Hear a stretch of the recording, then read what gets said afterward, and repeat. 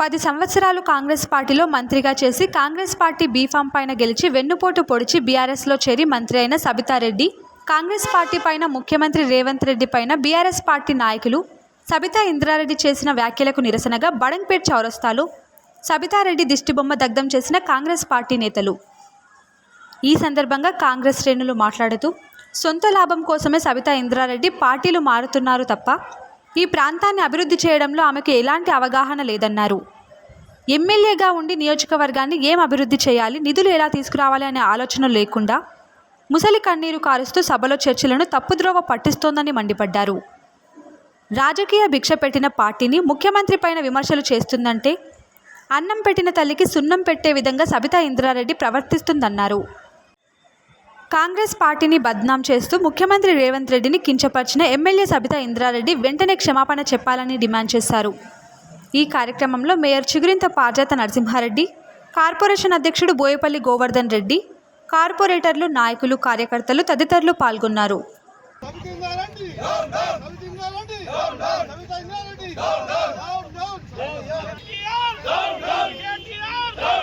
ఈరోజు రాష్ట్రంలో ఏం జరుగుతుందో మీరు అందరు చూస్తున్నారు.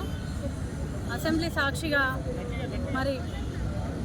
సాక్షిగా మహిళలని ఇబ్బంది పెట్టిరు అని నిన్న నుంచి సోషల్ మీడియాలో వైరల్ చేస్తున్నారు. ఒకటి అడుగుతున్నా నేను, సబితా ఇంద్రారెడ్డి గారు, మీరు ఒక పార్టీని అంటే నీకు రాజకీయ భవిష్యత్తు, ఈరోజు మంత్రిని, మహిళా మంత్రిని, మహిళా ఎమ్మెల్యేని అని చెప్పుకుంటున్నావు, నీకు రాజకీయ భవిష్యత్తు ఏడు నుంచి స్టార్ట్ అయింది? వైఎస్ రాజశేఖర రెడ్డి గారు కాంగ్రెస్ పార్టీ పెట్టిన భిక్ష కాదా? మరి ఆ పార్టీలో ఉంటూ ఆ పార్టీ నుంచే 3 సార్లు ఎమ్మెల్యేగా గెలిచి మంత్రిగా కొనసాగినావు. దేశంలో ఎక్కడ కూడా ఎవరికి ఇయ్యనటువంటి హోమ్ మినిస్టర్, మొట్టమొదటి మహిళా హోమ్ మినిస్టర్గా ఈరోజు చరిత్రలో ఉన్నావు. మరి అది ఎవరు చేసిరు? నీకు ఆ మాత్రం తెలియదా? మరి ఈరోజు మహిళను ఇబ్బంది పెట్టిరు అని మరి ముసలి కన్నీరు గారుస్తూ షోక్టాపులు చేస్తున్నావు. బట్టి విక్రమార్కన్న ఒక సిఎల్పి లీడర్ అయితే నువ్వు ఒక దళిత సమాజానికి చెందినటువంటి వ్యక్తి దగ్గర నేను పనిచేయాలని అని వాళ్ళందరినీ పక్కకు నెట్టి నువ్వు సిఎల్పిని టీఆర్ఎస్లో విలీనం చేసినావు. ఆ రోజు బట్టి అన్న చాలామంది నాయకులు ఎన్నో ఏళ్ళ నుంచి కాంగ్రెస్ పార్టీలో పనిచేస్తున్న వాళ్ళందరూ కూడా నీ గుమ్మం దగ్గరకు వచ్చి కూర్చున్నారు.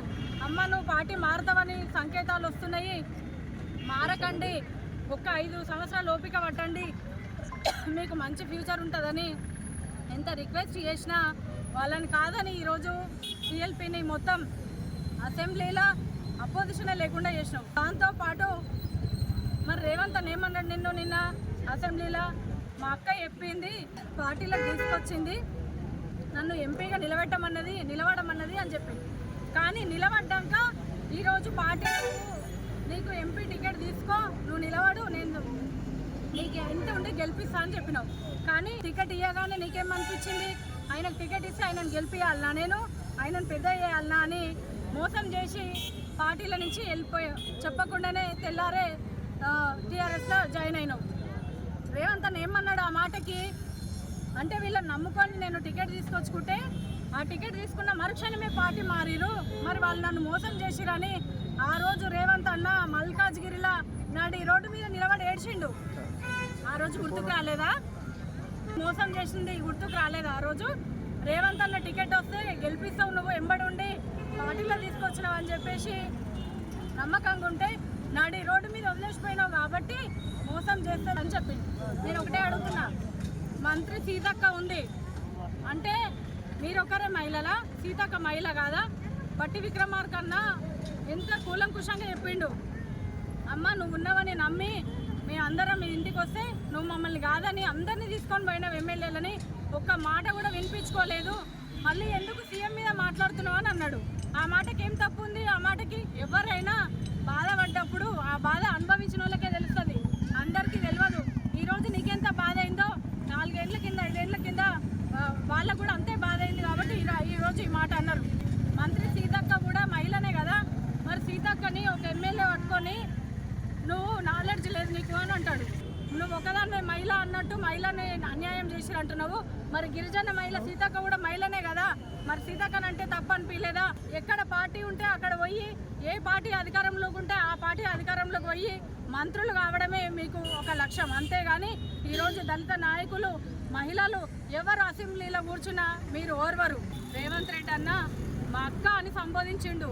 ఎవరైనా ఒక సీఎం స్థాయిలో ఉండి నువ్వు అపోజిషన్గా ఉన్నా నిన్ను అక్క అని గౌరవించిండంటే తన పెద్ద మనసు నువ్వు అర్థం చేసుకోకపోవడం నీ చిన్నతనము, నీకు అమానుషం. అది కానీ వేరే వాళ్ళు మహిళలందరూ, మహిళా లోకం కూడా చూస్తూ ఉంది. మా అక్క సబిత కానీ ఫస్ట్ అసెంబ్లీలో అన్నాడు, మొన్న కూడా అన్నాడు, ప్రతిసారి నేను సంబోధిస్తూ ఉన్నాడు. ఎప్పుడు కూడా కాంగ్రెస్ పార్టీ కండువా వేసుకున్న వాళ్ళు ఎప్పుడు కృతజ్ఞతతో ఉంటారు. ఎవరు ఏం పని చేసినా దాన్ని గుర్తుపెట్టుకుంటారు. రేవంత్ రెడ్డి గారు చెప్పారు, అక్క నన్ను నట్టేట ముంచినావు, అదేవిధంగా కాన్స్టిట్యున్సీలో ఉన్న కార్యకర్తలను కూడా నట్టేట ముంచి పార్టీ మారావు, ఒకసారి గుర్తుంచుకోమని చెప్పేసి చెప్పిండు. మాకు మోసం జరిగింది, మళ్ళీ మీరు కూడా జాగ్రత్తగా ఉండమని అవతలి వాళ్ళకు కూడా చెప్పిండు. అందులో ఏడా తిట్టిన ఉద్దేశం కానీ లేదు. ఇక్కడ డెవలప్మెంట్ లేదు, పార్టీ మారితేనే మనకు డెవలప్మెంట్ అవుతుంది, మనం ఉన్నత స్థాయిలో మంచి డెవలప్మెంట్ చేస్తాం, నిధులు తెస్తాం అని చెప్పేసి పార్టీ మారిరు. మళ్ళీ ఇప్పుడు అదే కాంగ్రెస్ పార్టీ నుంచి నువ్వు గెలిచినావు, మళ్ళీ ఇప్పుడు కాంగ్రెస్ పార్టీ అధికారంలోకి వచ్చింది. ఈడ డెవలప్మెంట్ అడ్డుకోవడానికే నువ్వు నిన్న ఈరోజు జరిగే సీఎం గారు మన కాన్స్టిట్యున్సీకి వస్తున్నారు.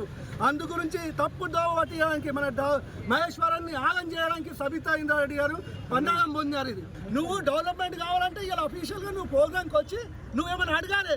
నువ్వు మనము మహేశ్వరాన్ని మొత్తం నాశనం చేయడానికి సబితా ఇంద్రారెడ్డి గారు పక్కా పన్నం.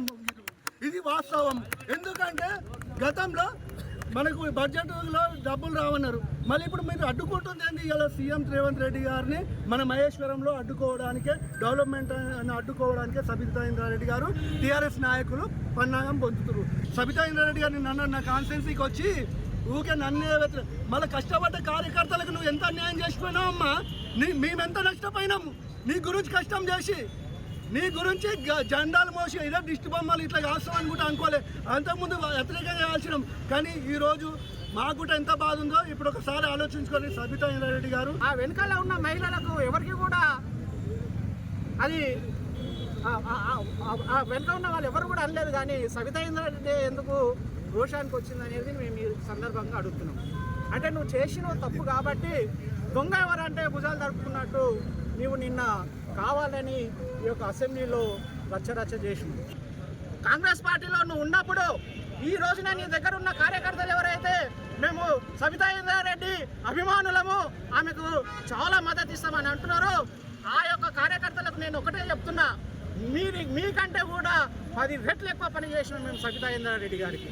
10 సంవత్సరాలు ఈ యొక్క కాంగ్రెస్ పార్టీలో నీవు ఒక స్థానికేతరురాలు అయినా కానీ నువ్వు మా మహేశ్వరం కాన్స్టిట్యున్సీకి వస్తే నిన్ను కడుపులో పెట్టుకొని చూసుకొని ఈ యొక్క మహేశ్వరం కాన్స్టిట్యున్సీలో ఉన్న అన్ని వర్గాల ప్రజలు నిన్ను కడుపులో పెట్టుకొని చూసుకొని నిన్ను 2 సార్లు గెలిపించి ఈ యొక్క కాంగ్రెస్ పార్టీ నీకు మంత్రి పదవులు కూడా అప్పచెప్పింది.